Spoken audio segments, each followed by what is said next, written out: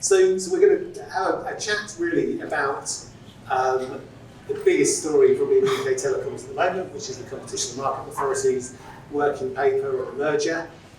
What's going to happen? What are the remedies? What does it all mean? I'm probably going to take a slightly dual approach to this because officially I'm the moderator, but I might have a couple of opinions that I'm going to put in. So I might not be entirely, what's the word, balanced. I might have my own opinion to put in. But I just thought maybe start with you, Dario.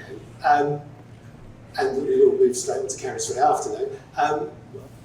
Generally, market consolidation, good thing, bad thing, and what's the impact on the MVNO community in your view, and looking historically?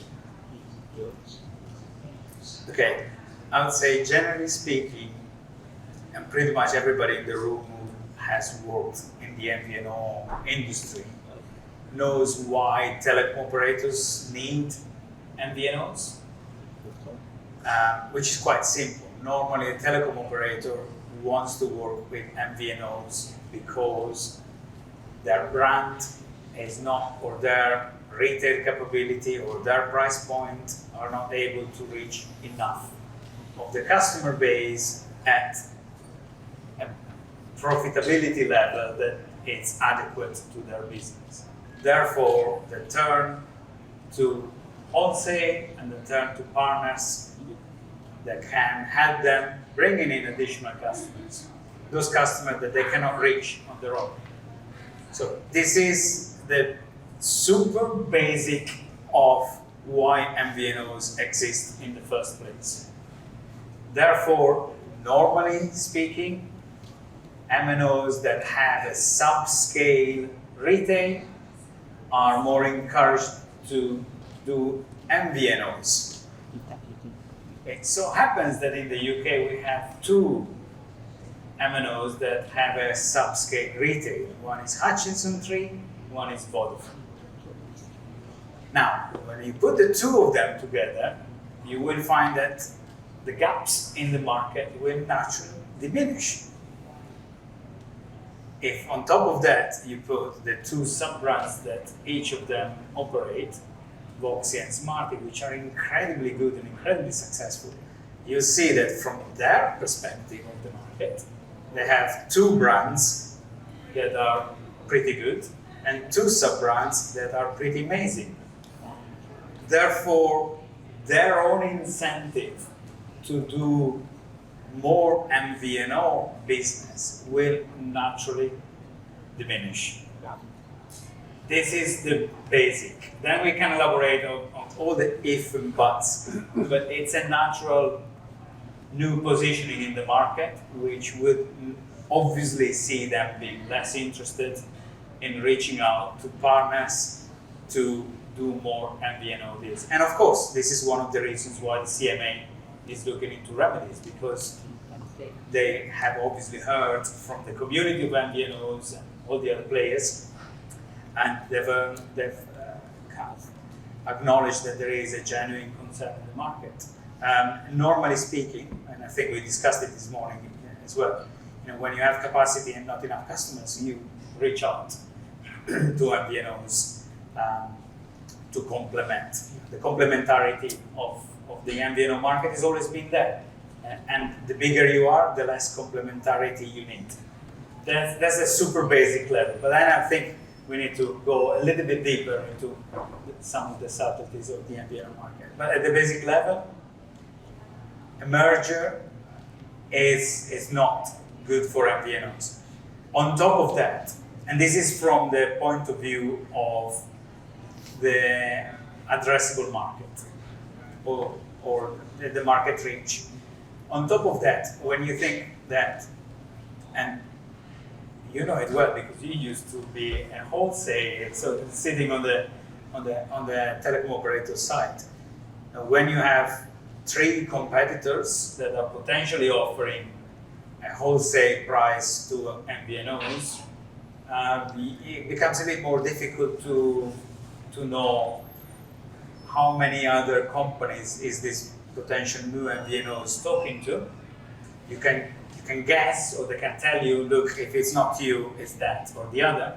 And the fewer, this is a classic game theory, the fewer wholesalers you have, and the easier it is to block the market, if that's the ambition, or if that's the desire. So at this incredibly basic level, market concentration is not good for the MVNO market. I'm going to bring Karen in. Do you have a counter view, or do you support that? I certainly have some counterpoints. Not that I kind of disagree with everything you said, but I think some of the counterpoints are that 3 has not really been a network of consideration for many MVNOs over the past several years. It has said that even in 40% of MVNO renewals, kind of the MVNOs kind of like looking to sign a new contract, that they haven't even been invited to tender. Where they have tendered, they have been out of the negotiations very quickly. And I understand why, as an MVNO, it's a huge risk to go with an operator that doesn't have a very good network reputation, even if the network is really kind of getting ahead of that reputation. And it's not really a risk worth taking for the sake of a few quid. So it's going to become quite existential. In terms of kind of like the issue of kind of the retail presence, a couple of points to make on that. It's like, well, the network operator with by far the most MVNO business is O2. I would say they have kind of quite a substantial retail proposition. They just see the MVNOs as operating kind of as occupying a somewhat different space to them, to their brands, although kind of obviously quite a lot of overlap with giffgaff. And I think they're the ones who kind of got religion quite early on. If you're going to have spare capacity in your network, then you're a fool for not selling it. And I think that the other operators really have religion on that now, including the merging parties. And for the merging parties themselves, they will not keep all of those brands that they currently have. They will not keep Smarty and Foxy. I put a question mark on which one they go for, but it's not like they're going to have like multiple brands that they own themselves. I suspect they'll have probably kind of just one sub-brand and probably just one main brand, although arguably possibly one for, I don't see one kind of even in another in the business market. And of course, we've got the reference offer that they need to have. So at least for the next 3 years, you can ask for a kind of a good deal that they are forced to put in place. So let's talk about that reference offer, because that's a key string to the CMA's remedy. So they've kind of put 3 remedies, or I think the networks have put 3 remedies on the table. The first was making it a legal obligation to do the investment in the network, so they can't go, we're going to spend 11 million, we've merged. No, we're not. So that's something that's going to be enshrined, and they have to deliver that. The second one was about kind of keeping low-cost plans available for customers, and they talked very much about Smarty maybe being a vehicle for that. But the third one was this idea of reference offers. So do you want to talk a little bit about what that means, Karen, and then we'll bring Dario. I'm sure he'll have an opinion as well. Yeah, for those who haven't looked at it, so a reference offer is frequently used in merger situations to ensure that MVNOs continue to get a good deal, even if the regulator thinks that kind of some impacts of the mergers some effects of the merger might be otherwise detrimental to the MVNO's bargaining position. And so the operators are required to essentially kind of lay out standard pricing that they will offer to all MVNOs, kind of tiered only by size, but otherwise no discrimination between anybody who wants to take them up. The one outlined by the CMA at the moment for the Vodafone 3 merger has 3 tiers for MVNOs from 0 to 500,000 customers, 500,000 to 1 million customers, and the top tier is 1 million plus with no upper limit. They don't publish exactly what the prices are. I'm sure you could find out if you ask them, but I can't find out. And they also have a mechanism for how those prices would change going forward, dependent on the traffic growth of the network operator and the ARPU of the network operator. So I think for the MVNOs to get a better price, you want there to be a lot of traffic growth and the ARPU of the operators to be going down. Which has generally been the case kind of last several years, but as I said in one of my slides, kind of like that, certainly that traffic growth seems to be kind of like diminishing. And so that's what I should say, that's a per gigabyte price. There's also a requirement to have an offer for a per subscriber offer for unlimited customers, and that is, again, I don't know the price, that's been redacted, and there is a usage limit on that. Averaging across the MVNO, your usage on that can't be more than 150% of the typical MNO unlimited customers. If it goes beyond that, then you have to pay the per gigabyte price. So anyway, so that's kind of set in place. You can ask for a deal kind of within the next 3 years. 3 years after the merger closes, I presume, and then a secure deal within 4 years. And the deals can last for 5 years is the standard term. You can request for a shorter term.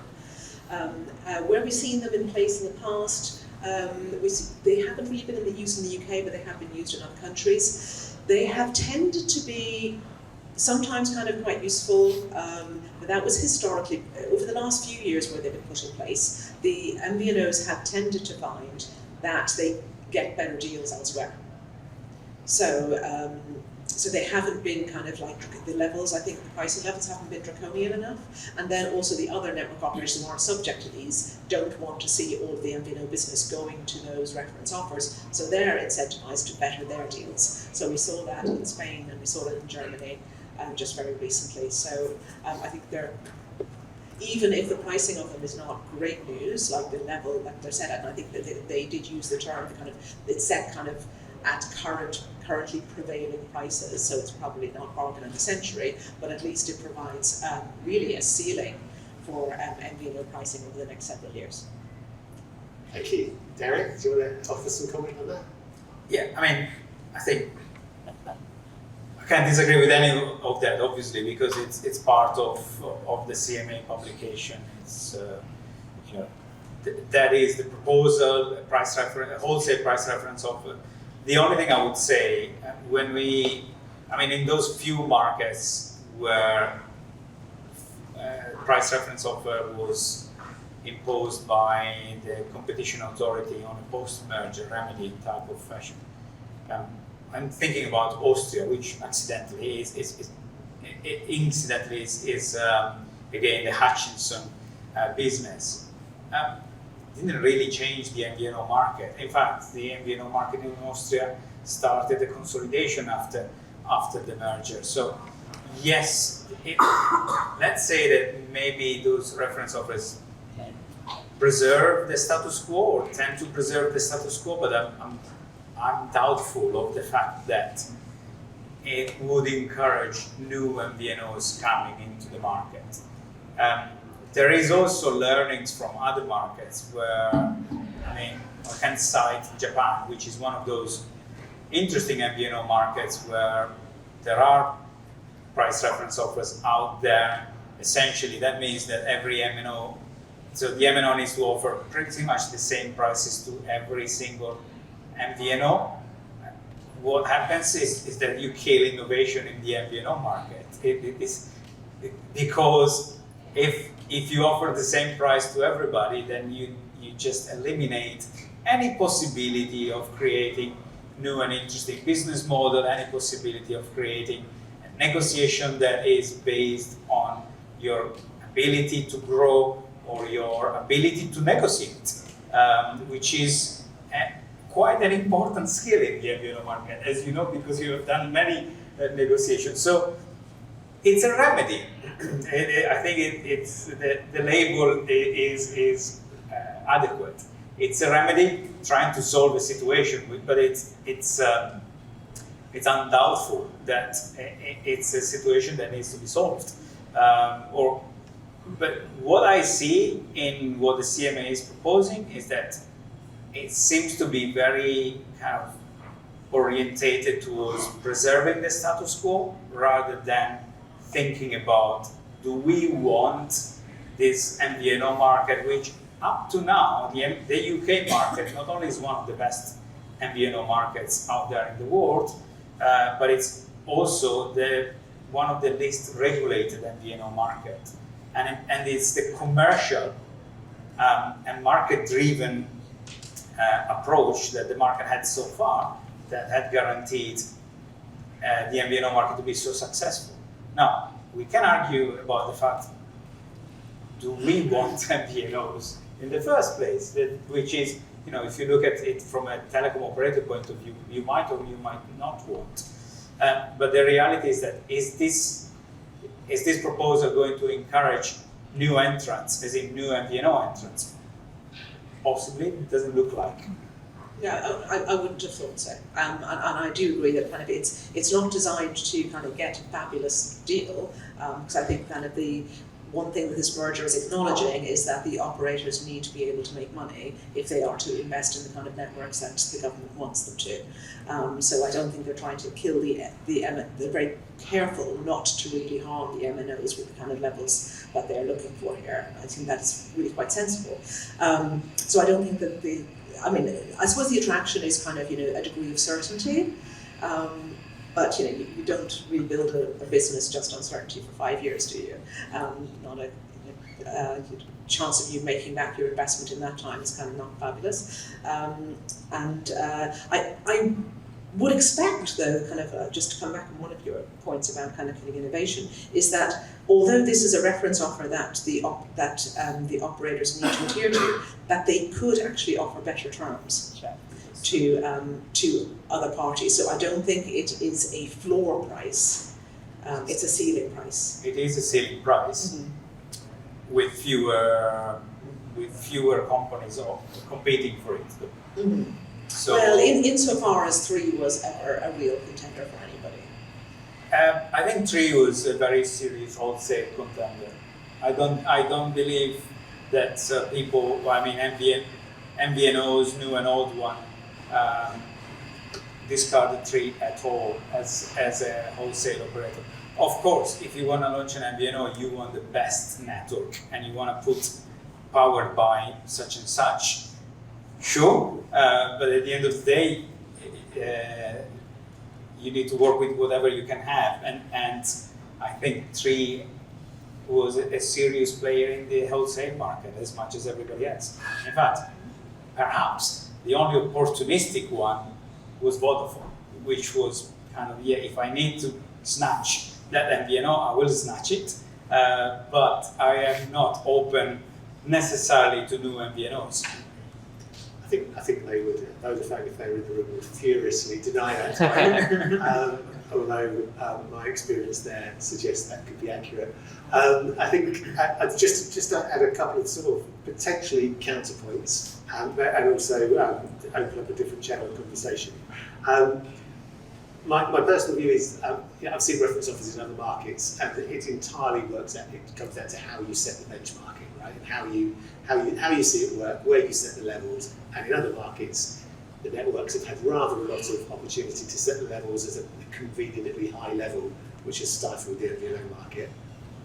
I'm a half full kind of guy. I sort of think like, there's still a need for MVNOs in the UK market. If we look at Karen's slides of earlier, ID Mobile on the 3 network, stratospheric growth.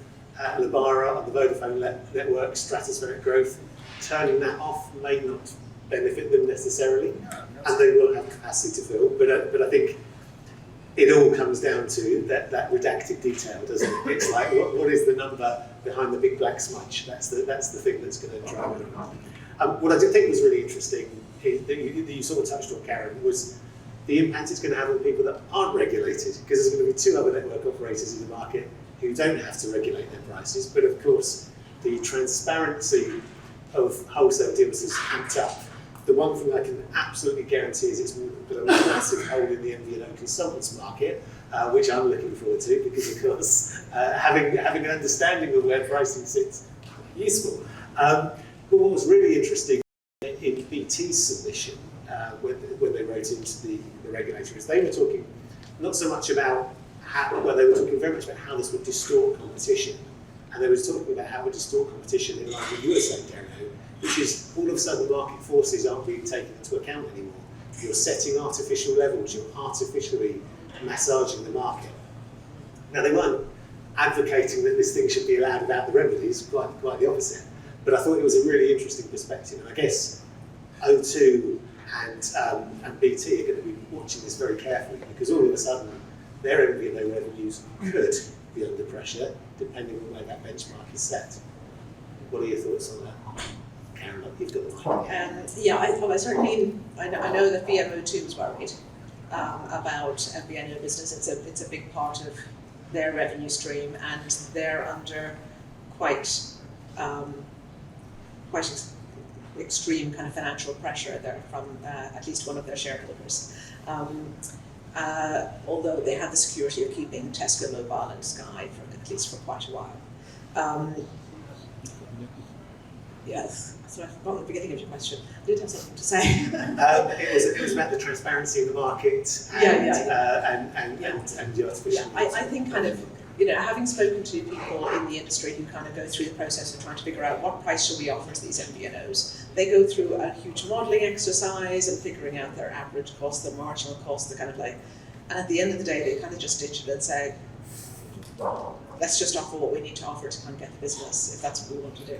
So having kind of at least a ceiling price out there for one player is going to be kind of quite a useful data point for them to figure out how they need to pitch things. So I don't think it's any accident that the MVNOs in Germany and Spain suddenly got much more attractive offers from very sizable established players soon after a reference offer was put in place for others.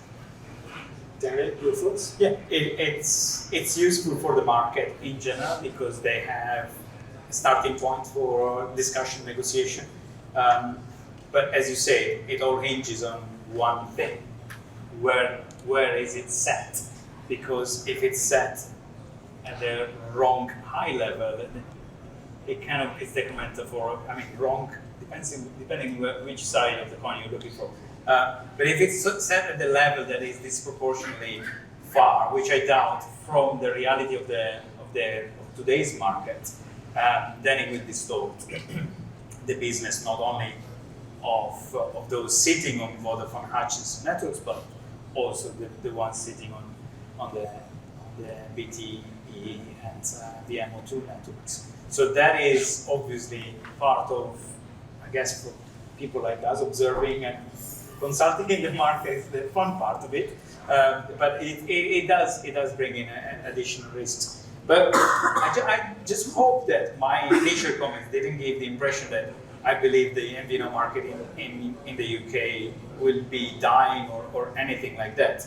But what I'm saying is that it's going to potentially become a lot more difficult for new MVNOs to come into the market.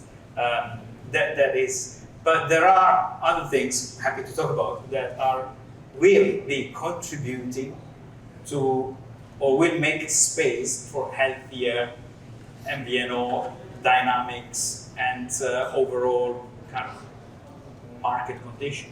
They could go in the right direction for the MVNO market. Can I just make one point that I don't think I've made strongly enough, is that I do think the laws of supply and demand are well known because they are actually they do actually lead to commercial outcomes, and the fact that capacity in the market will increase by 25% at least as a consequence of the merger will have an impact on the pricing that the MVNOs get, and I think go a very long way towards countering any potential impact of the loss of a fourth player, credible or otherwise, in the negotiations. And actually, having spoken with Vodafone, that is exactly their narrative, right? We're going to have a big fat capacity we've got to fill. I'm going to throw it open to the floor. If there's any questions, take the advantage. You've got some very smart analysts up there, so do ask them a question. Hi, I'm Gopi Walker from Data Kraken. I've worked in the industry for 25 years. I've got quite an imposing question, actually. being in the industry for years and been working in the UK for years, do you guys think that the Vodafone and Three brands are tarnished so much that they're going to have to rename, or they're going to call themselves Vodafone 3? Because obviously, are they going to just say, we are the two old companies that have been around for 25 plus years and we're sticking together, or we're going to create this brand new brand idea, like with EE, for instance? The reason I ask that is because I'm just wondering whether Vodafone and Three see themselves, reflecting on themselves as they are tarnished, and we need to rebrand and create this new thing, because this extra capacity is going to go out. And if Three or Vodafone, MVNOs are going to them currently and thinking, I don't fancy those, I fancy Transitel or whomever. Do you think they're going to actually change their name, or do you think they're going to stick with their existing brands? So I have a view. I'll let you guys go first. I think I'll be surprised if they ditch the Vodafone name, and I don't really think that Vodafone is kind of tarnished really in terms of kind of network quality. But I think its positioning in the market could change with investment. I think the perception of Vodafone could improve substantially, and it wouldn't be held back too much by its legacy. The Three brand, I think, probably can go, not least because it pertains to 3G. But I think also the company, Three themselves, even now, have been kind of trying to invest in kind of turning around perceptions of that brand over the past few years. And I think it just helped to a certain extent, but kind of there's still a way to go. So I think that, and also that's probably kind of too similar in many ways to kind of like the positioning some of the sub-brands that they have. So. Yeah, and then I think both Smarty and Roxy are quite good brands. Maybe Smarty is a better one, I don't know. Yeah, and the other issue is that Vodafone's in the driving seat on this merger. It might just be 51-49, but kind of they're acting like they own it. I agree. The Three brand, sorry, but the Three brand will go. If anything, because licensing a brand is a cost. And if you're licensing a brand that is not particularly, let's say it's not the premium brand, or it's not the brand you need in the market, you might as well sacrifice that and try and transition everything onto Smarty, which I don't know if this is not our study, but when we read the studies that are out there, apparently the Smarty brand is stronger than the Three brand, at least for those who use it. So, so I don't see any reason why the Hutchinson brand needs to remain in the long term. That's the impression I have. Plus, if we see any merger between these giants, they keep a dual, triple, etc. brands for a while, but then the brand that actually carries cost, which is the one they need to license, tends to be phased out. It happened pretty much everywhere in merger situation. So yes, maybe four brands for a while. Maybe in 2 years' time, 3 brands, and then who knows? But the other factor I think is that really this is the first step for Hutch to kind of to exit the market, and so I think the expectation is they'll be selling out to Vodafone in a few years' time. So it will then kind of come onto the umbrella of Vodafone Group. So I think the Vodafone brand will be retained. Yeah, much as I'd like to give an interesting and exciting counter view, I 100% agree with you. I think, firstly, Vodafone is still one of the most recognised brands globally, so getting rid of that in your home market would be a very bitter pill to swallow. And secondly, I think Vodafone aren't seeing this as a merger, they're seeing it as a takeover. Yeah. And having worked for the Red Machine, I know that that there will be a particular way that they'll deal with things, and I suspect we might see the brands disappear over time. Thank you for your question, Gopi. Any other questions from the audience? That's because everyone knows the drinks are about to start. Oh, we've got one at the front. Well done, Sam.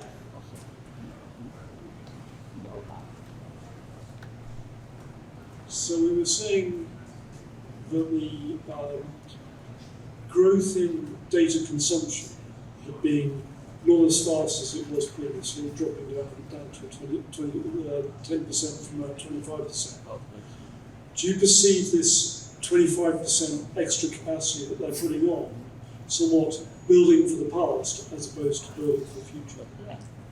Interesting question. I think the thing is, kind of even growing at 10% on the kind of base that we have right now is still a lot of growth, because I think the main reason that growth rates are coming down is just because the base level is getting so high. So in absolute terms, the growth is the same, actually, over the past few years.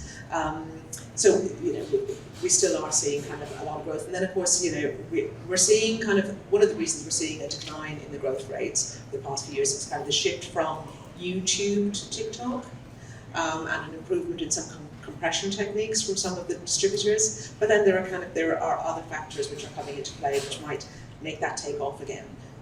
AI being one of them, and potentially kind of AI not kind of just embedded in the phones, but kind of streaming and stream gaming, stuff like that. So I wouldn't necessarily kind of conclude that it's kind of going to be at that kind of level forever, or indeed that it's not still substantial growth really.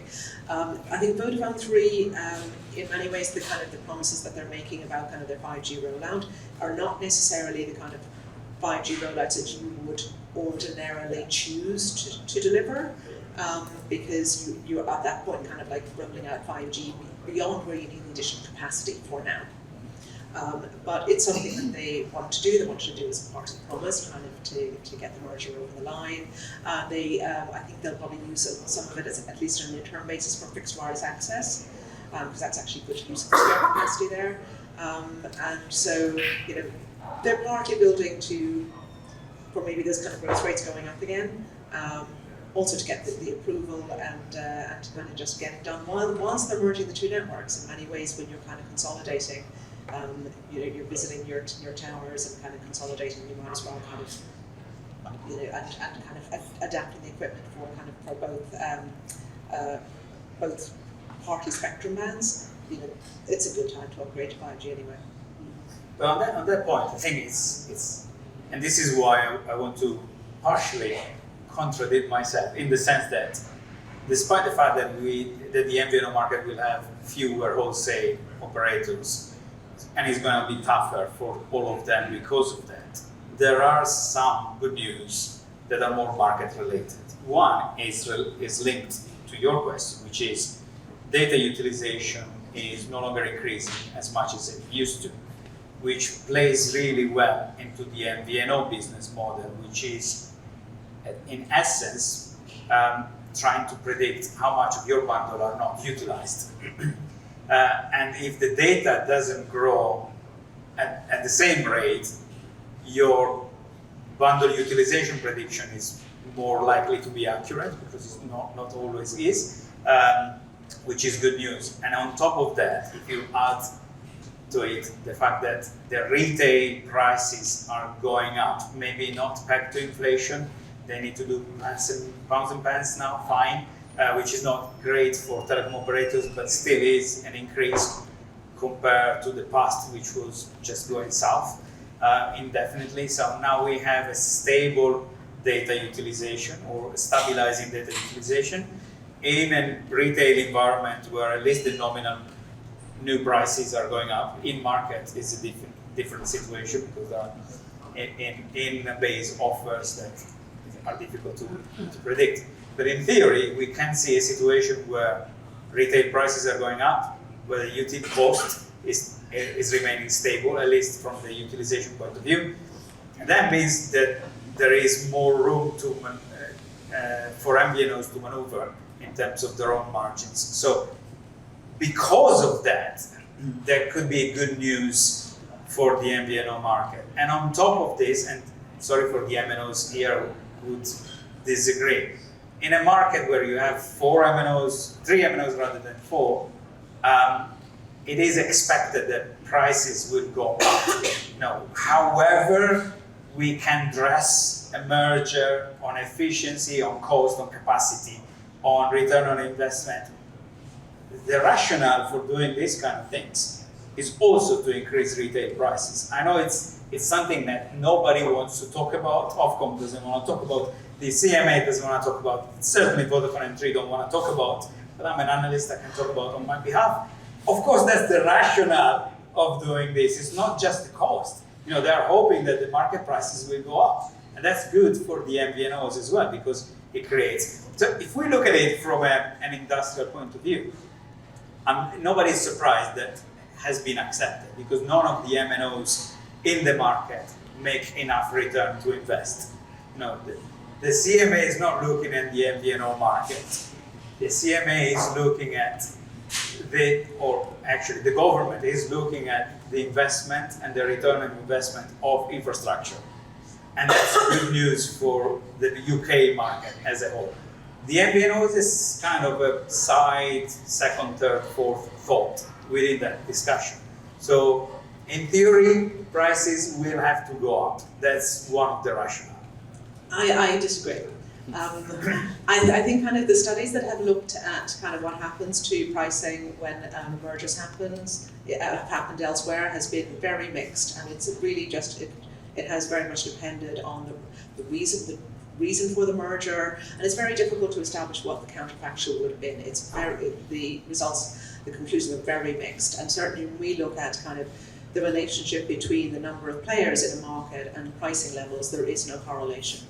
And having worked as a city analyst for many years, when these kind of mergers were proposed and when they were implemented, it is all about the cost savings. They save about 15% of their capex, typically about 10% of their capex, and that is enough to move Vodafone 3 from, in combination, making zero money to actually making a return on capital of 6%.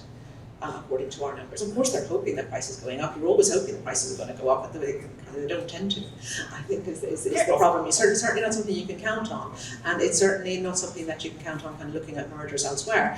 Looking particularly to what's happened in the US with T-Mobile and Sprint, that did not kind of turn into a cozy oligopoly between three players. In fact, kind of T-Mobile and Sprint kind of became much more aggressive. So. Just to counter this point, which one is the most successful European or telecom operator in the world in terms of financial success? Swisscom. Apart from Swisscom, but you are a different world. It's Deutsche Telekom.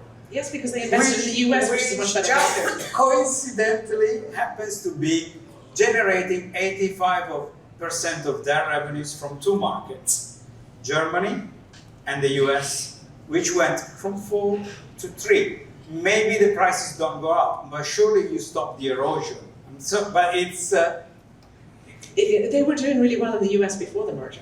It's because they were exposed, well, relatively at least, you were just much better off being an investor in US telecoms than you were in European telecoms, which is why they've done so much better than the European operators over the past several years. Because the price per gigabyte in the US are much higher than in Europe. And until a couple of years ago, they had 4 players. So I'm going to draw a line under this now before it gets too ugly. We can take this fight to the pub, I'm sure, if we want to. So I think, firstly, I'd like you all to thank our analysts for their excellent insights.